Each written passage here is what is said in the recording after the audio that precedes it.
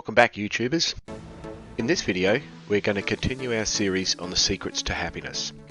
Over the next few videos, we're going to explore a book that Nelson Mandela, Warren Buffett, and Bill Gates all consider to be one of the best books on finding happiness that has ever been written. So if you want to find out what that book is, and find out what it tells us about finding happiness, make sure you stick around. Welcome to Dr. Greg's Guide to Happiness, Meditations, Chapter 1. So what is this book that these influential people put such stock in? Well, it's a small book that's written almost 2,000 years ago by a Roman emperor. This book, Meditations by Marcus Aurelius, is considered unique in classical and philosophical literature, in that it was a book that was never intended to be published. Meditations is simply a man writing to himself about the things that he felt that were important. And so because of this, it provides us with a singularly untarnished view of the mind of a Stoic philosopher and world leader as he grappled with ideas such as life, fate, and death. In this series, I'll cover the key points from this literary masterpiece, chapter by chapter, looking at what lessons Marcus Aurelius was trying to teach himself, and through this, what we can learn about life in today's fast-paced world. The opening chapter of Marcus Aurelius's book is, what's the best way to describe this? Different. The entire chapter is a list of virtues that he sees in his own life. He talks about having integrity and manliness, piety and generosity, moral freedom, a kindly disposition. He talks about having a love for truth and of justice and a balanced constitution. To read these comments like this that the man makes about himself in isolation, you might start to think that he's a bit full of himself. But nothing could be further from the truth. In fact, this whole first chapter of Aurelius's book is a list of virtues, strengths and qualities that he has in his life as a result of the people that he has met or has lived with. For each of the virtues that he sees in himself, he is keenly aware that they have either been planted in his life or cultivated to maturity through the example and actions of others. This opening chapter is a powerful lesson in finding happiness in our everyday lives. So often we can spend our time thinking that those things that we don't have are important. This type of thinking creates a sense of disappointment in our lives and creates what we call a vicious cycle. But Aurelius doesn't fall into that trap. He looks for what's good in his life, and then he reinforces this with a sense of gratitude for the people who have planted these qualities in his life, or who have cultivated them to maturity.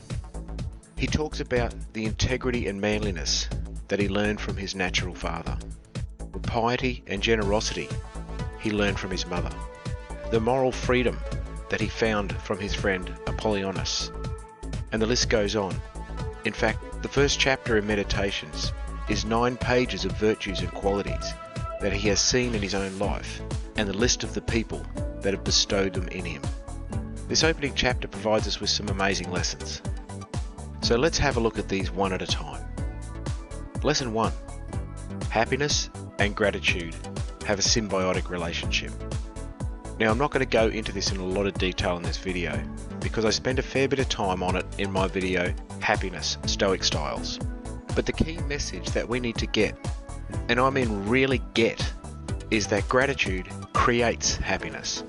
Now, we're going to talk more about this in the next few videos, but for now I want you to understand that happiness is a habit. You can create it through discipline, just as you create a happy body through exercise. By knowing the right exercise regime and applying it regularly, you can actually build up happiness fitness. And exercise number 1 is practicing gratitude.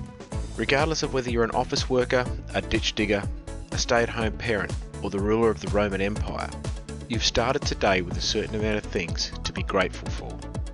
I'm not going to list them out. In fact, that's your job. Create a list in your own mind of the things that you can be grateful for. And if you're thinking, well, I can't think of anything, let me get you started. Number 1, you're not dead yet. Number 2, you obviously have the mental cognition needed to comprehend this video. And number 3, you have the time to sit here and watch it without someone trying to hunt you down and kill you. That should get you started. The rest is up to you. Okay, lesson number 2. It's okay to think of yourself as having good qualities. So much of today's positive thinking psychology is focused on highlighting those things in your life that you need to change. In other words, seek out the bad stuff, then visualize yourself being a better person. Can you see the problem yet? The whole concept starts with you dwelling on your flaws.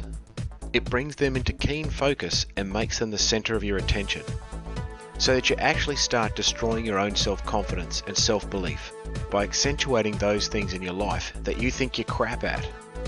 Now don't get me wrong, in coming videos I'll show you that we do need to spend time looking at this negative stuff and what we need to correct.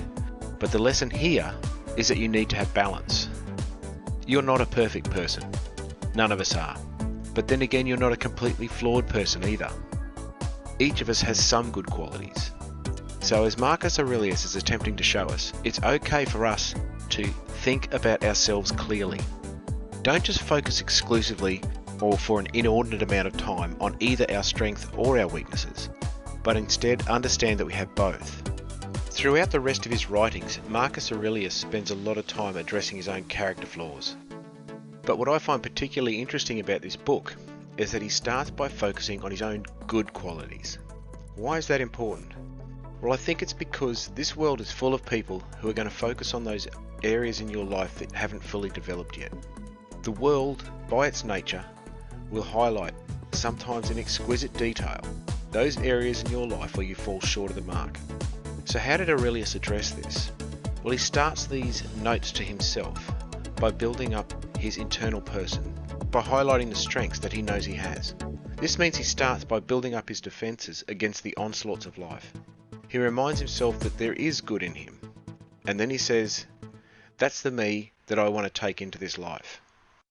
Lesson number 3. Knowing your place in the universe. This lesson is a consistent theme in Aurelius's meditations. Knowing your place in the universe is a reminder that you are a paradox. You are both unique in this world, with something to offer that no one else can, and at the same time, you are nothing special. There is nothing particularly spectacular about you that should mean the universe should treat you any different to anyone else. There is no reason why you should not be subject to highs and lows, joys and pain, suffering and ecstasy. These things define the human experience, and they reinforce that you are unique and special, just like everyone else. This paradox can be hard to grasp, but the longer you think about it, the more it makes sense. Because deep inside we all see the truth of it, and we all understand that we are both unique and at the same time not special. By clearly articulating his place in the universe, Aurelius reminds us, Nanos giganteum humerus incidentes. Each of us are dwarves who stand on the shoulders of giants. Every one of us are here because of who's gone before us. Your DNA, the way you see yourself, the way you see the world and the way you react to it. These are all influenced in some way by others who have moulded your life. So if those things have resulted in virtues in your character, then be grateful to those who have instilled them. But if they result in mental injury, then realise that you don't have to keep them. You are, at the same time, a result of what others have done to you and for you, and a master of your own fate. This gives us both a reason to be grateful and the ultimate power to change who we are. So as we reach the end of the first chapter of Meditations, we find that happiness is grounded in 3 key lessons. 1.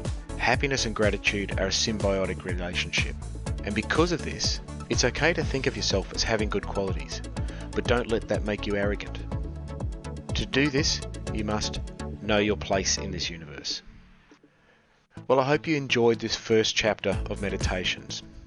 This has been another presentation from Enso Consulting. If you enjoyed this video, make sure you subscribe to my channel and hit the notification bell. I'm Dr. Greg. Thanks for your time, and I'll see you again soon.